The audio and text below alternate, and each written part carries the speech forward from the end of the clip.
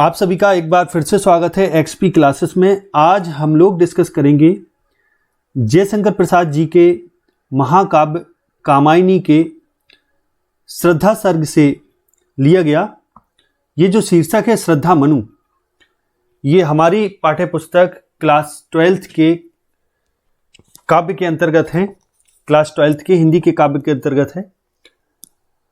तो इसमें श्रद्धा मनु को निर्जन एकांत में बैठे देखकर, जब मनु वहां बैठे हैं, चूंकि प्रलय हो चुकी है तो प्रलय के बाद पृथ्वी पर और कोई नहीं बचता, अकेले मनु महाराज हैं जो बचते हैं।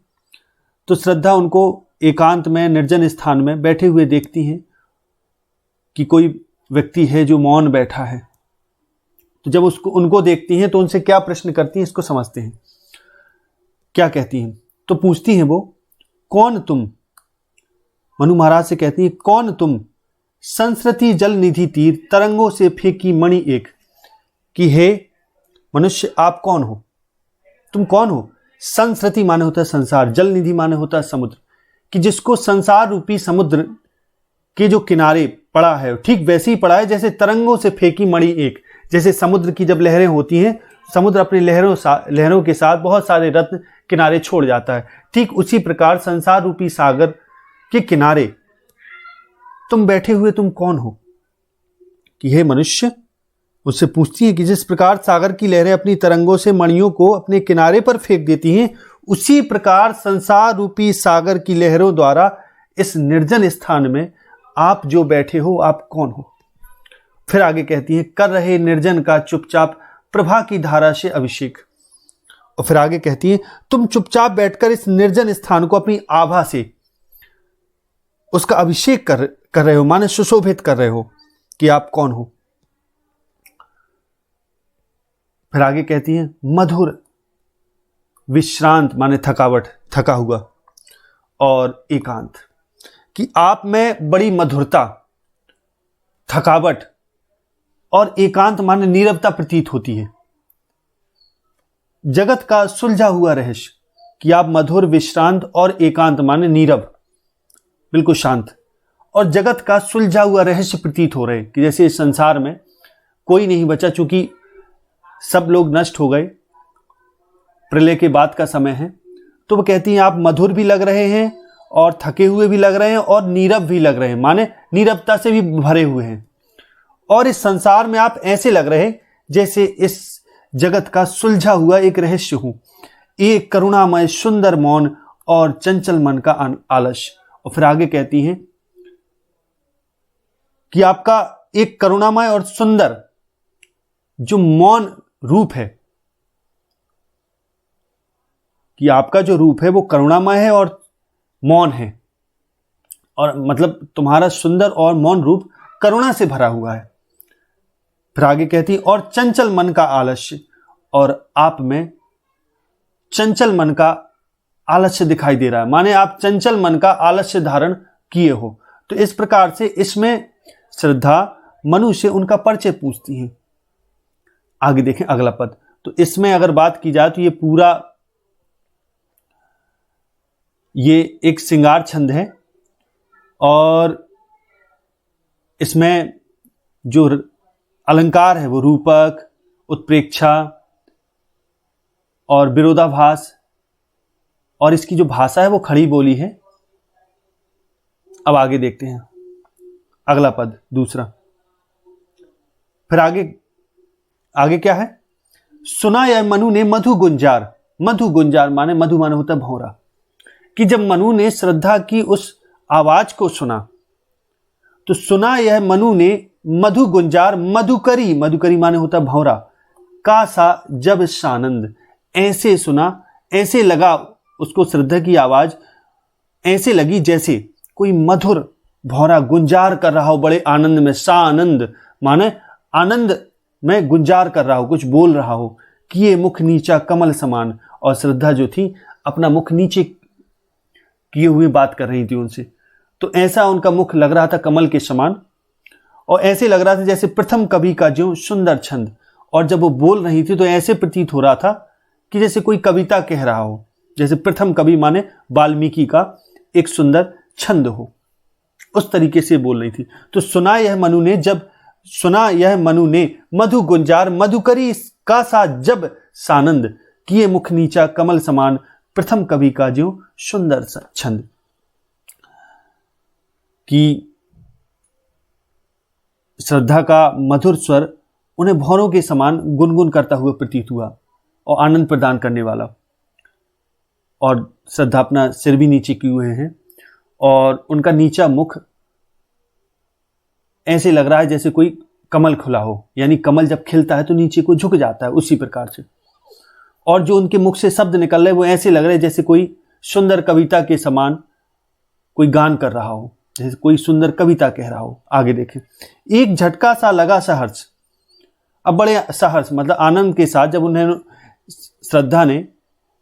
श्रद्धा मनु के सामने जब प्रकट होती हैं, उपस्थित होती हैं, क्योंकि वो उदास बैठे थे, तो ऐसी स्थिति में जब श्रद्धा इतना सौंदर्य से परिपूर्ण कोई नारी प्रकट होती है, अपूर्व सुंदरी रहती, तो जब उन्होंने देखा तो उन्हें एक झटका सा लगा। निरखने लगे लुटे से कौन, कि अचानक उनको लगा और लुटे से उनके रूप सौंदर्य को देखकर मोहित हो गए और उनको निरखने लगे। और कौन गा रहा यह सुंदर संगीत, और पूछते हैं कि यह सुंदर संगीतमयी वाणी में कौन बोल रहा है, यानी अपनी शुद्ध बुद्ध खो बैठे पूछ रहे हैं कि यह कौन गा रहा है यह सुंदर संगीत, कि यह सुंदर संगीत कौन गा रहा है। कौतूहल रह न सका फिर मौन, माने उनको इतना कौतूहल हुआ श्रद्धा की मधुर आवाज सुनकर कि वो उनका कौतूहल, उनकी जिज्ञासा फिर मौन न रह सकी, यानी वो बोल ही उठे कि यह कौन गा रहा है यह सुंदर संगीत। आगे देखें अगला, तो ये भी 16 मात्राओं का श्रृंगार छंद है इसमें। और अलंकार की अगर बात किया जाए तो रूपक, उपमा और अनुप्रास सभी अलंकार का प्रयोग किया गया। भाषा इसकी वही पूरे सभी पदों में खड़ी बोली ही है। आगे देखें अगला, और देखा वह सुंदर दृश्य नयन का इंद्रजाल अभिराम। अभिराम माने सुंदर। और देखा वह सुंदर दृश्य नयन का इंद्रजाल, इंद्रजाल माने जादू, अभिराम माने सुंदर। अब जब श्रद्धा के सौंदर्यमय रूप को देखा तो उनको कोई जादू सा प्रतीत हुआ, उनके नेत्रों का जादू, क्योंकि वो अभूतपूर्व सुंदरी थी। और उनको ऐसे लगा जैसे कुसुम वैभव में लता समान, जैसे कोई लता कुसुम के वैभव यानी पुष्पों के वैभव में लपड़ी हुई हो, यानी कोई लता जब कहीं लिपटी हुई होती है और फूल खिले हो साथ में, तो ऐसे ही वो प्रतीत हो रही। चंद्रिका से लिपटा घनश्याम, जैसे घनश्याम माने बादल, जैसे बादल चंद्रिका माने चंद्रमा की ज्योति में, चांदनी में लिपटा हुआ हो, यानी जब चंद्रमा निकलता है तो जो बादल होते हुए चमकते हुए प्रतीत होते उसकी रोशनी में, ऐसे ही ये ठीक प्रतीत हो रही श्रद्धा, कि जैसे चंद्रिका से यानी चंद्रमा की रोशनी से कोई बादल का टुकड़ा लिपटा हुआ हो, और ऐसे लग रही जैसे कोई लता कुसुम वैभव में संपन्न हो, यानी वो फूलों से लदी हुई सौंदर्यमयी लता के समान भी लग रही, और ऐसे उनको लग रहा उनको देखकर जैसे चंद्रमा की शीतल चांदनी से लिपटा हुआ कोई बादल का टुकड़ा सामने खड़ा हो। आगे देखिए, हृदय की अनुकृति बाह्य उदार, हृदय की अनुकृति बाह्य उदार, एक लंबी काया, काया माने शरीर, उन्मुक्त माने स्वच्छंद मुक्त। अब जो श्रद्धा का जो शरीर है, उनकी देह यष्टि है, यानी जो उनका शरीर है वो पर्याप्त लंबा है, यानी एक लंबी काया है। और हृदय की अनुकृति बाह्य उदार, यानी उनको देखने पर ऐसे लग रहा है जैसे वो उदार हो और उनकी हृदय की जो अनुकृति हो, आकृति हो, वो फैली हुई हो। कहने का मतलब देखने पर वो बड़ी उदार लग रही बाहरी रूप से, यानी उनका रूप सौंदर्य ऐसा है कि वो उदार भी प्रतीत हो रही और ऐसे लग रहा है जैसे उनका हृदय बहुत विशाल हो, यानी विस्तृत और उदार हृदय के समान ही उनका शरीर भी विशाल और लंबा है। आगे देखें, मधु पवन कीड़ित जो सुंदर शिशुशाल। अब मधु पवन यानी वसंत की पवन, जब वसंत में वायु चलती है तो उस पवन से खेलता हुआ कोई शिशु, साल, साल नाम का एक वृक्ष होता है, साल नाम का एक छोटा सा शिशु, छोटा सा एक पौधा उस हवा में खेल रहा हो, ठीक वैसे ही वो प्रतीत हो रही, अटखेलियां कर रही। सुशोभित हो सौरभ संयुक्त, और पूरे सौरभ माने सुगंधी, सौरभ माने सुगंध से संयुक्त हैं, वो सुगंध से भरी हुई है।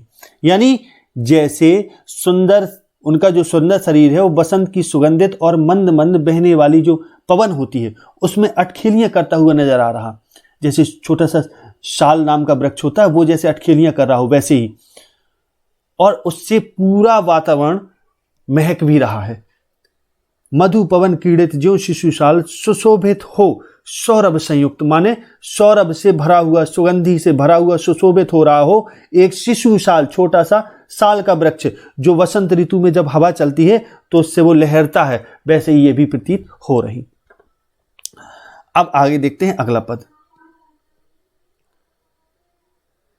अगला पद है मृषण। मृषण माने होता है चिकनी, मुलायम।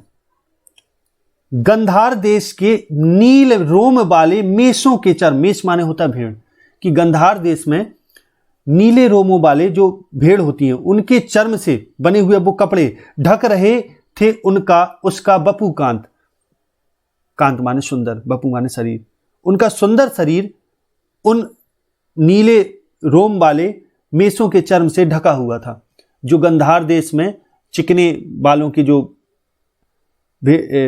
मतलब उत्तम नस्ल की जो भेड़ें पाई जाती हैं गंधार देश में, उनके जो रोए होते हैं वो नीले होते हैं, उन्हीं के चर्म से बना हुआ, उन्हीं मेषों के चर्म से बने हुए कपड़े उनके तन को ढक रहे थे और बन रहा था वह कोमल वर्म, और उन कपड़ों में उनका शरीर ऐसे सुरक्षित था जैसे वो कपड़े उनका वर्म हो, वर्म माने कवच। आगे देखें अगला पद।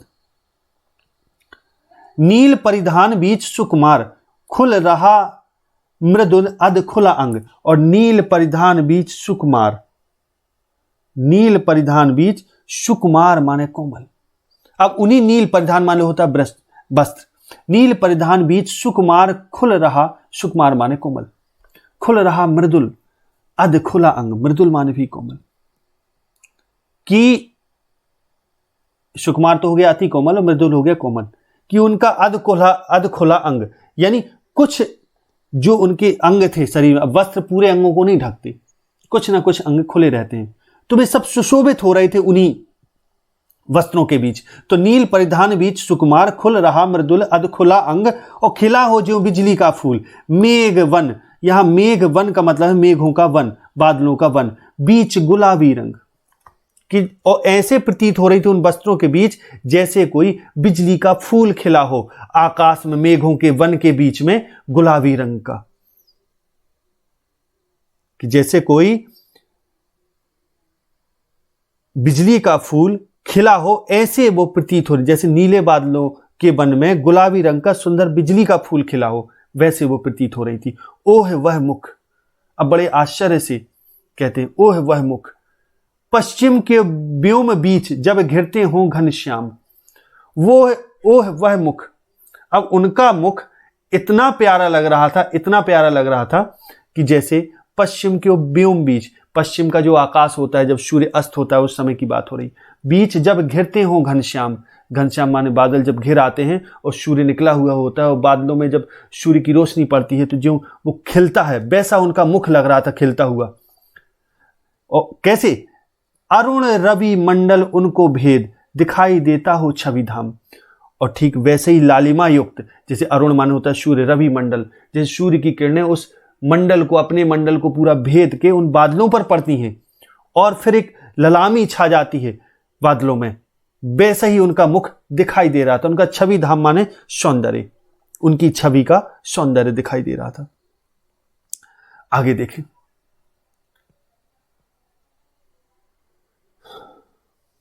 इसमें भी रूपक, उपमा और उत्प्रेक्षा अलंकार था। अब आगे देखें, घिर रहे थे घुंघराले बाल अंश अवलंबित मुख के पास। अब जो श्रद्धा के घुंघराले बाल थे वो कैसे खिल रहे थे, घिर आए थे, मतलब खिल नहीं, घिर आए थे।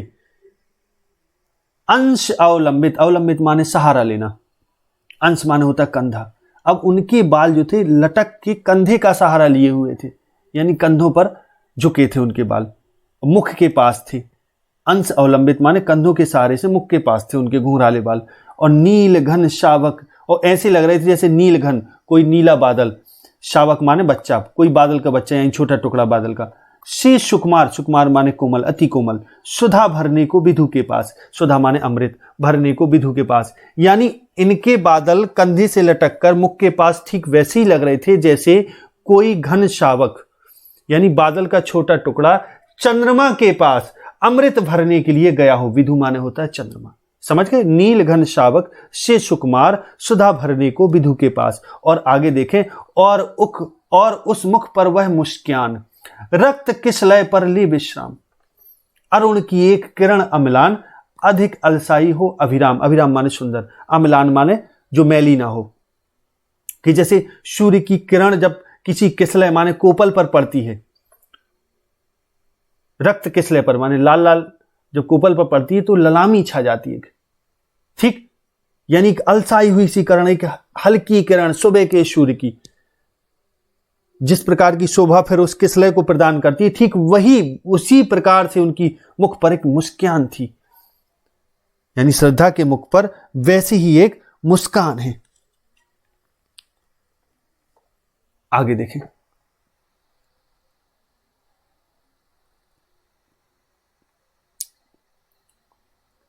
कहा मनु ने नभ धरणी बीच। मनु ने कहा मनु ने, मनु बोले, श्रद्धा के प्रश्न का उत्तर देते हुए बोलते हैं, कहा मनु ने नभ धरणी बीच, बना जीवन रहस्य निरूपाय। और मनु कहते हैं इस नभ और धरणी यानी धरती के बीच में जो मेरा जीवन है वो रहस्य और निरुपाय है, बेसहारा है। मतलब मुझे कोई उपाय नहीं सूझ रहा, क्योंकि धरती और आकाश के बीच केवल मैं ही बचा हूं एकमात्र। फिर आगे कहते हैं, एक उल्का सा जलता भ्रांत। जैसे उल्का पिंड अनंत आकाश में जलता हुआ भटकता रहता है, ठीक उसी प्रकार से मैं शून्य में फिरता हूं असहाय। इसी शून्य में मैं उल्का पिंड की भांति असहाय भटक रहा हूं, घूम रहा हूं। फिर आगे अब वो श्रद्धा से पूछते हैं, कौन हो तुम बसंत के दूत। और श्रद्धा से कहते हैं कि तुम बसंत का दूत बनकर जो आई हो, कौन हो। इस मेरे नीरस जीवन में तुम वसंत का दूत बनकर आ गई हो, तुम कौन हो है। विरस पतझड़ में अति सुकुमार, घन तिमिर में चपला की रेख, तपन में शीतल मंद बयार। कि इस विरस पतझड़ में, मेरे जीवन रूपी पतझड़ में अति कोमल रूप धारण करके वसंत की दूत बनकर तुम जो आई हो वो कौन हो। और घन तिमिर में चपला की रेख, कि जैसे घने तिमिर माने अंधकार में कोई बिजली कौंध जाए, ठीक वैसे ही तुम मुझे प्रतीत हो रही हो। मेरे इस अंधकारमय जीवन में एक चपला यानी बिजली की रेखा बन के तुम दौड़ आई। तपन में शीतल मंद बयार, और मेरा जीवन तो तप रहा था। यानी जैसे तपन में एक हल्की हवा चल जाए और जो सुख का एहसास हो, ठीक मेरे तपते हुए जीवन में तुम सुख का एहसास लेकर आई हो, तुम कौन हो। तो इसमें भी अगर देखा जाए आपका तो श्लेष, उपमा, रूपक आदि अलंकार हैं और इसमें श्रृंगार रस का प्रयोग किया गया है। आगे देखें, लगा कहने आगंतुक व्यक्ति, मिटाता उत्कंठा सविशेष। आगंतुक व्यक्ति यानी जो आया हुआ व्यक्ति, यहां श्रद्धा आई हुई है। अब वो उनकी उत्कंठा यानी जिज्ञासा को मिटाते हुए विशेष रूप से उनकी जिज्ञासा को, यानी यहां ये प्रश्न करते हैं कि तुम कौन हो, वसंत का दूत जो बनकर आई हो। तो उनकी जिज्ञासा को मिटाते हुए वो आगंतुक यानी वो श्रद्धा क्या कहती है और कैसे बोलती है, समझिए जरा। दे रहा हो कोकिल सानंद, सुमन को जो मधुमय संदेश। और जब वो बोलती तो ऐसे लग रहा है जैसे कोकिल माने कोयल, सानंद आनंद में मग्न होकर, सुमन यानी पुष्प को, मधुमय यानी वसंत का मधुमय संदेश कोयल फूलों को सुनाती है कि वसंत आ गया है। ठीक उसी प्रकार से वह अपना परिचय देती है ये श्रद्धा मनुष्य कि लगा कहने आगंतुक व्यक्ति, मिटाता उत्कंठा सविशेष, विशेष रूप से उनकी उत्कंठा यानी जिज्ञासा को मिटाते हुए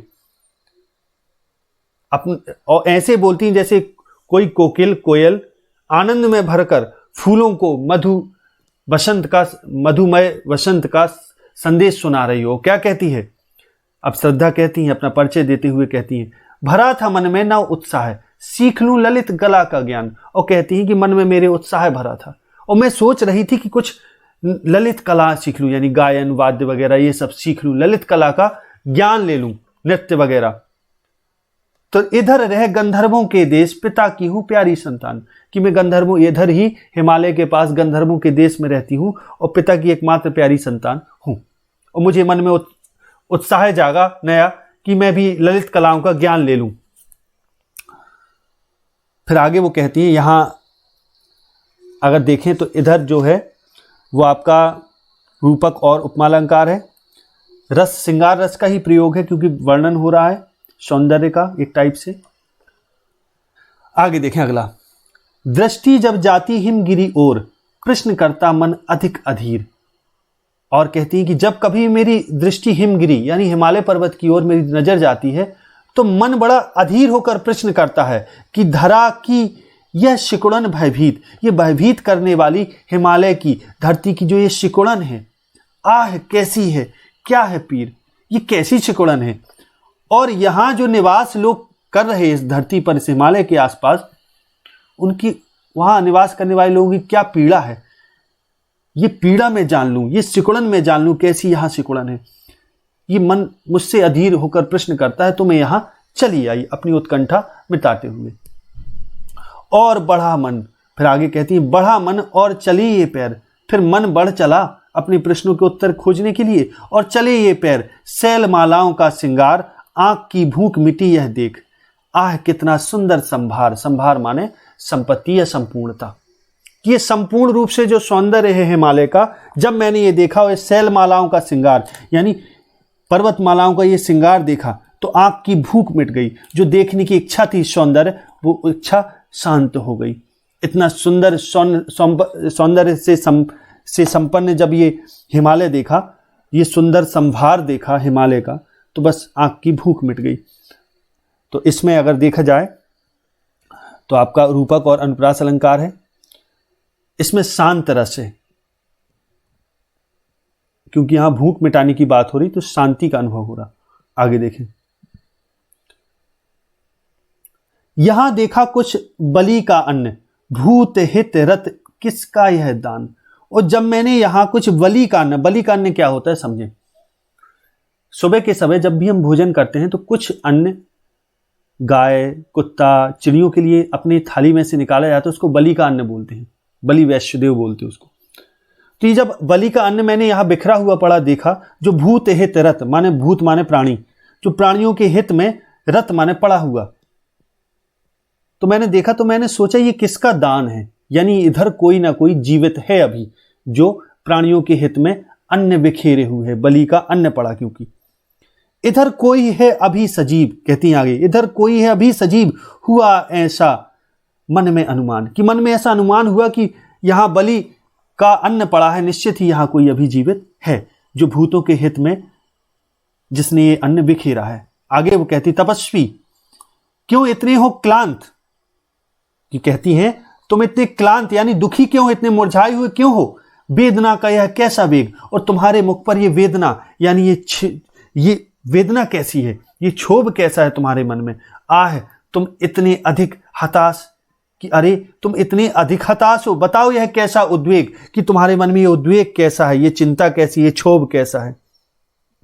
ये अप्सरधा मनु से ऐसा पूछती है कि तपस्वी तुम इतने क्लांत क्यों हो, दुखी क्यों हो, और तुम्हारे अंदर ये कैसा वेदना का वेग है, और तुम इतने हताश क्यों हो, बताओ ये कैसा मन में तुम्हें चिंता है, क्षोभ है। तो इसमें आपका यदि अलंकार की बात की जाए तो इसमें अनुप्रास अलंकार है, और रस इसमें शांत रस है। आगे देखें, अब आगे श्रद्धा कहती है, दुख की पिछली रजनी बीत, विकसता सुख का नवल प्रभात, कि जब रात बीतती है तो सुबह होती है, ठीक इसी प्रकार दुख की जो पिछली रजनी है, रात है, वो भी बीत जाएगी, और सुख का एक नवल प्रभात, नया प्रभात विकसित हो जाएगा। तुम चिंता ना करो, एक पर्दा यह झीना नील छिपाए है जिसमें सुख गात,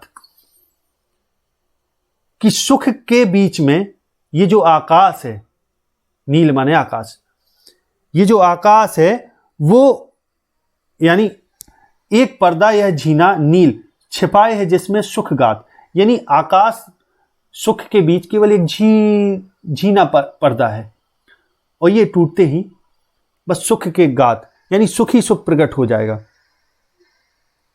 कि वो कहती है बीती हुई रात के झीने नीले धुंधलके के समान जो दुख की अनुभूति है उसके बीच और सुख के बीच एक केवल झीना सा पर्दा है, और वो जो झीना सा पर्दा है वो अपने आप में इस बात का संकेत है कि टूट जाएगा और सुखमय सूर्य निकल आएगा, प्रकट हो जाएगा।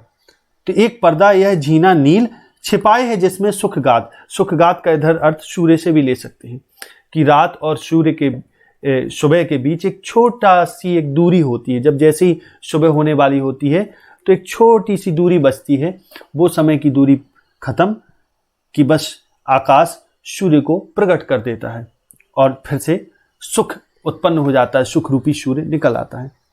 तो यहाँ ये चीज श्रद्धा उनको धैर्य बनाती हुई ऐसा कहती है, जिसे तुम समझे हो अभिशाप जगत की ज्वालाओं का मूल, ज्वाला माने पीड़ा, यहाँ पीड़ा से अर्थ है कि हे तपस्वी जिसको आप अभिशाप यानी प्रलय को आप अभिशाप समझते हो, वो अभिशाप नहीं है, वो जगत की ज्वालाओं का मूल है। जिस दुख को तुम यानी या प्रलय या दुख समझ लें, जिस दुख को तुम अभिशाप समझते हो और यह समझते हो कि संसार की पीड़ा का कारण है, जगत की ज्वालाओं का मूल समझते हो, कारण समझते हो, ईश का वह रहस्य वरदान, वो तो ईश्वर का रहस्यमय वरदान है, कभी मत जाओ इसको भूल। तो इसको कभी ना भूलना कि ये ईश्वर का वरदान है, क्योंकि पीड़ा मनुष्य को सुख प्राप्ति के लिए प्रेरित करती है, इसलिए इसको कभी मत भूलना। तो इसमें आपका उपमा और अनुप्रास अलंकार है, शांत रस का प्रयोग किया गया है। अब आगे देखें।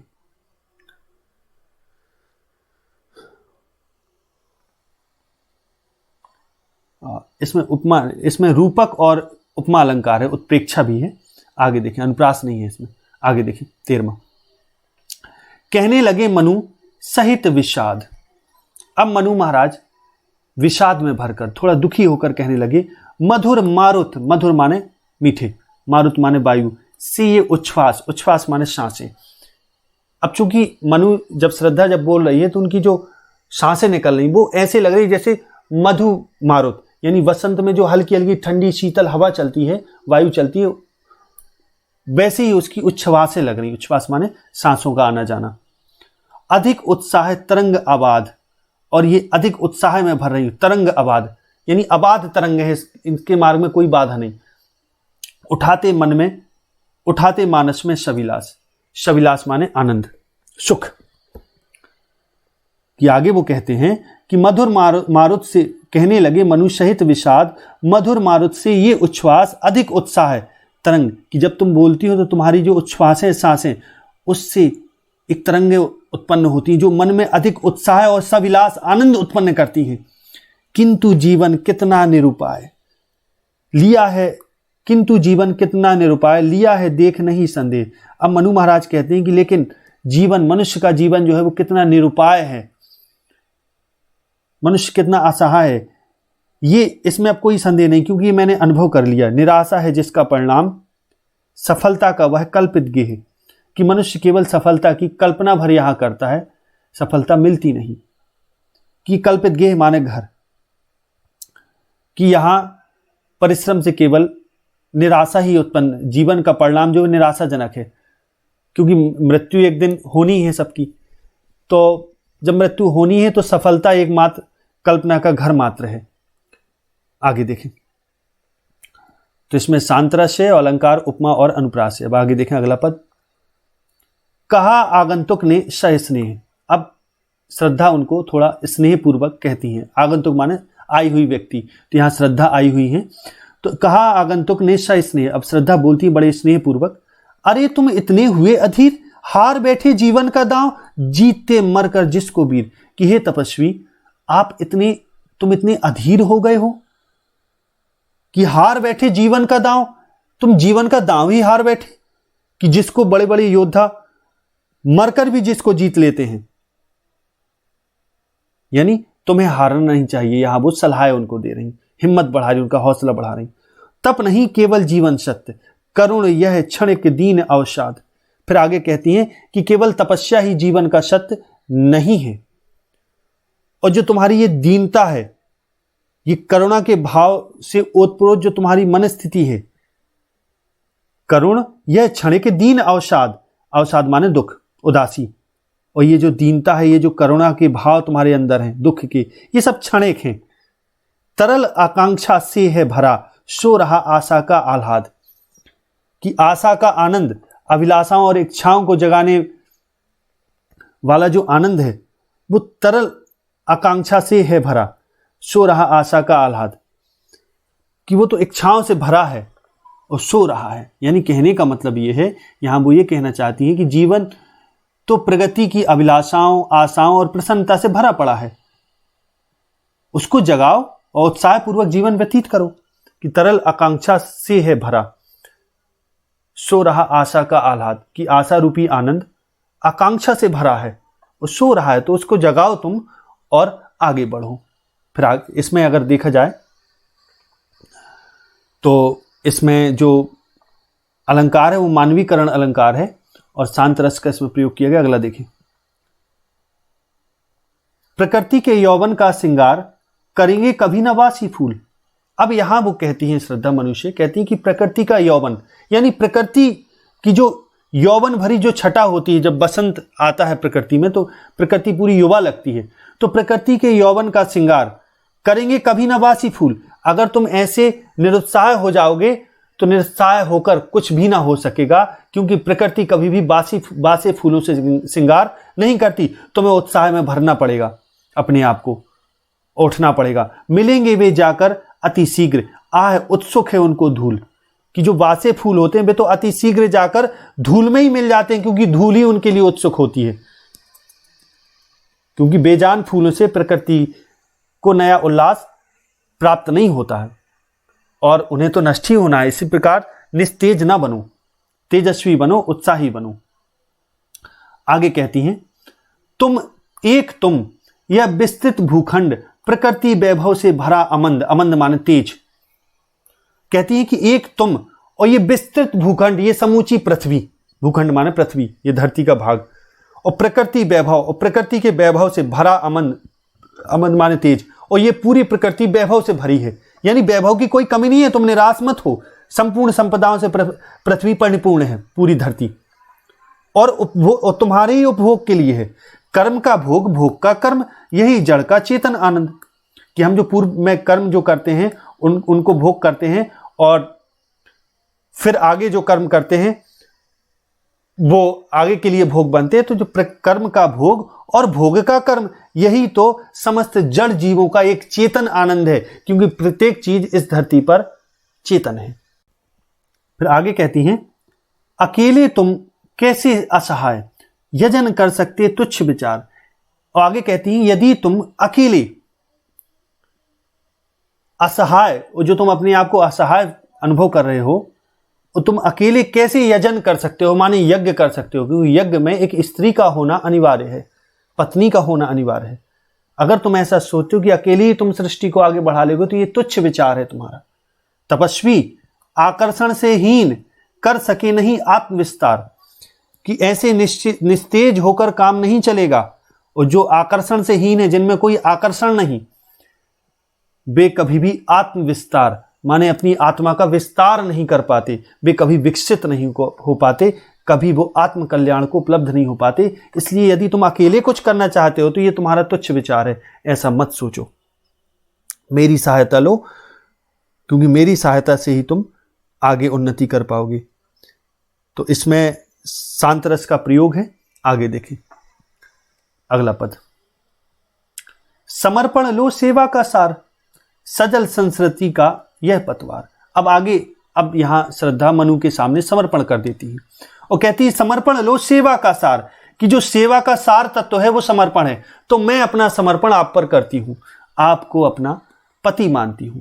सजल संस्कृति का यह पतवार, ये जो संस्कृति है, जो संसार है, जो सजल है, जल में मग्न है, इसमें ये पतवार का काम करेगा मेरा समर्पण। यानी तुम मुझे अपनी जीवन संगिनी बना लेना और तुम्हारे साथ साथ मानवता की भी सेवा करना चाहती हूं मैं। तो मेरी सेवा भावना का जो सार तत्व है, जो समर्पण है, जो पतवार का काम करेगा इस संसार में, तुम इसको स्वीकारो, क्योंकि मैं अपने जीवन को तुम्हारे चरणों में समर्पित करना चाहती हूं। अब आगे और कहती हैं, आज से यह जीवन उत्सर्ग, उत्सर्ग माने न्यौछावर, कि आज से यह जीवन उत्सर्ग इसी पद तल में विगत विकार, जो बीते विकार हैं, जो तुम्हारे बीते समय की जो हानि है, जो तुम्हारे दोष हैं, वो इसी पद तल में विगत विकार, बीते हो गए वो, यानी उनसे मुझे कोई अर्थ नहीं, कोई लेना देना नहीं, मैं तो बस तुम्हारी जीवन संगिनी बनकर तुम्हारी सेवा करना चाहती हूं, कि जो चाहे जितनी तुम में बुराइयां अथवा दोष हो, उनसे मुझे कोई लेना देना नहीं, मैं तो आपके सम्मुख आत्मसमर्पण करके आपको अपना जीवन साथी बनाती हूं, और मैंने ये निर्णय ले लिया, मैं कभी इस पर बदलूंगी नहीं। इसी पद तल में विगत विकार, जो चीजें बीती हैं वो बीती ही रह गई। अब बनो संस्कृति के मूल रहस्य, तुम्ही से फैलेगी वह बेल, कि आगे कहती हैं कि मेरा समर्पण स्वीकार करो, मुझे अपनी पत्नी बनाओ, क्योंकि ये जो संस्कृति है, संसार है, बनो संस्कृति के मूल रहस्य, तो मूल रहस्य बन जाओ, और तुम्ही से फैलेगी वह बेल, कि जो मानवता की नई मानवता जन्म लेगी हमसे, जो संतानें उत्पन्न होगी, उन्हीं से नई मानवता जन्म लेगी, और उसी से संसार की ये बेल फैलेगी, संसार रूपी वृक्ष की बेल, विश्व भर सौरभ से भर जाए, और जिससे पूरा संसार सौरभ माने सुगंध से भर जाएगा मानवता की, और सुमन के खेलो सुंदर खेल, और हम फूलों के सुंदर खेल खेलें, अर्थात नई मानवता को जन्म दें।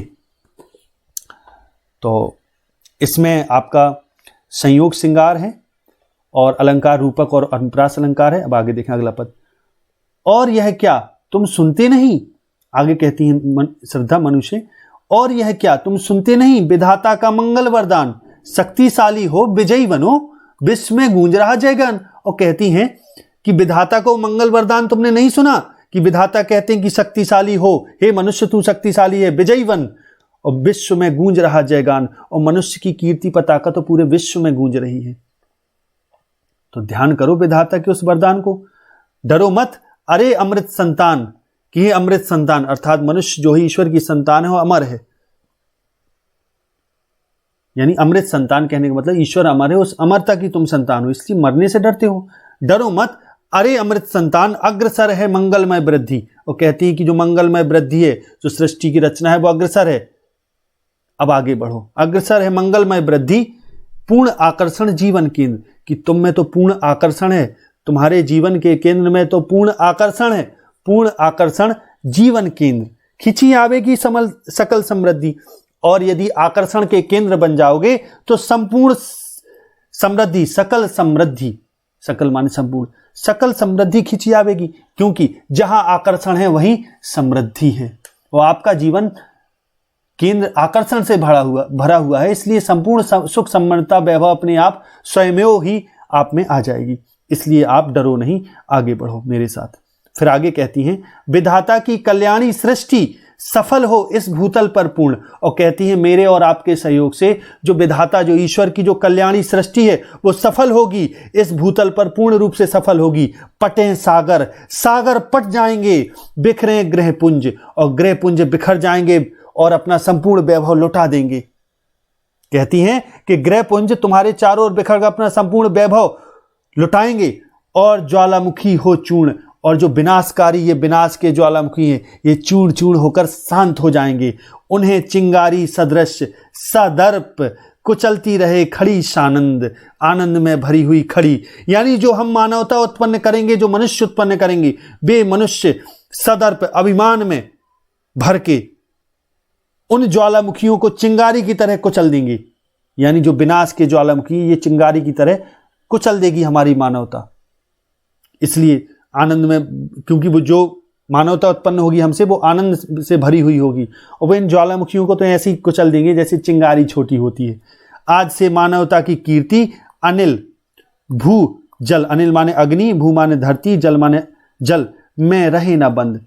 और बस संकल्प ले लो आगे बढ़ने का, क्योंकि आज से अब मानवता की जो कीर्ति है वो अग्नि, धरती और जल में बंद नहीं रह सकेगी। फिर आगे कहती हैं, तो इसमें आपका शांतरस है, उपमा और अनुप्रास अलंकार का प्रयोग हुआ है। आगे देखें, जलधि के फूटे कितने उत्स, उत्स माने स्रोत, जलधि माने समुद्र, समुद्र के कितने स्रोत फूट गए, यानी जब प्रलय हुई तो समुद्र के बहुत सारी स्रोत फूट गए। जलधि के फूटे कितने उत्स, दीप कच्छप डूबे उतराए, कि बड़े बड़े द्वीप डूब गए। कच्छप यानी द्वीप, कच्छप आदि जो जीव जंतु हैं वे सब उसमें डूब के उतराने लगे, लेकिन मेरे और तुम्हारे रूप में अभी भी ये मानवता जीवित है। किंतु वह खड़ी रहे दृढ़ मूर्ति, किंतु वह खड़ी रहे दृढ़ मूर्ति, अभ्युदय का कर रही उपाय। लेकिन जो मनुष्यता है हम मेरे और तुम्हारे रूप में, वो दृढ़ मूर्ति होकर अभी भी खड़ी है। और अभ्युदय, अभ्युदय माने उन्नति, और उन्नति का अभी भी हम उपाय कर सकते हैं, यानी हम उन्नत हो सकते हैं। यानी मेरे तुम्हारे रूप में मानवता आज भी उन्नति का प्रयास कर रही है। तो इसमें आपका शांतरस है, अलंकार अनुप्रास अलंकार का प्रयोग हुआ। अब आगे देखें अगला। शक्ति के विद्युत करण जो व्यस्त विकल बिखरे हैं हो निरुपाय, समय समन्वय उसका करें समस्त विजयिनी मानवता हो जाए। आगे कहती हैं शक्ति के जो विद्युत कण होते हैं, यानी शक्ति के धनात्मक और ऋणात्मक जो कण हैं, यदि वो अलग अलग हों, व्यस्त हों, आपस ही में व्यस्त हों, अलग अलग पड़े हों, तो उनका कोई अर्थ नहीं। और विकल बिखरे पड़े हों तो कोई अर्थ नहीं। वे निरुपाय हैं, उनका कोई उपाय नहीं उनका चल सकते, यानी वे किसी काम के नहीं। और समन्वय उसका करें समस्त, यदि उन शक्ति कणों का समन्वय कर लिया जाए, उनको इकट्ठा मिला दिया जाए, तो विजयिनी मानवता हो जाए, तो उससे शक्ति उत्पन्न होगी और मानवता विजयिनी हो जाएगी। अर्थात यदि हम दोनों जो शक्ति कण हैं वो बिखरे पड़े हैं, अलग अलग हैं, तो इसलिए हम अलग अलग ना रहें, इकट्ठे हो जाएं और मानवता को विजयी करें, यानी मनुष्यता को उत्पन्न करें, यानी मनुष्यता फिर से अपनी कीर्ति को उपलब्ध हो। तो इस पद को इस पद में वो फाइनली ये कह देती हैं श्रद्धा मनुष्य कि हमारे तुम्हारे संयोग से मनुष्यता का जन्म होगा। तो इसलिए हम शक्ति कण हैं, हम बिखरे ना रहें, हम इकट्ठे हो जाएं और मानवता को विजयी करें। तो आशा है ये वीडियो आपको बहुत अच्छा लगा होगा। यदि अच्छा लगा है तो वीडियो को लाइक और शेयर करना ना भूलें। आगे अगली वीडियो मिलते हैं, तब तक के लिए नमस्कार, जय हिंद, जय भारत, वंदे मातरम।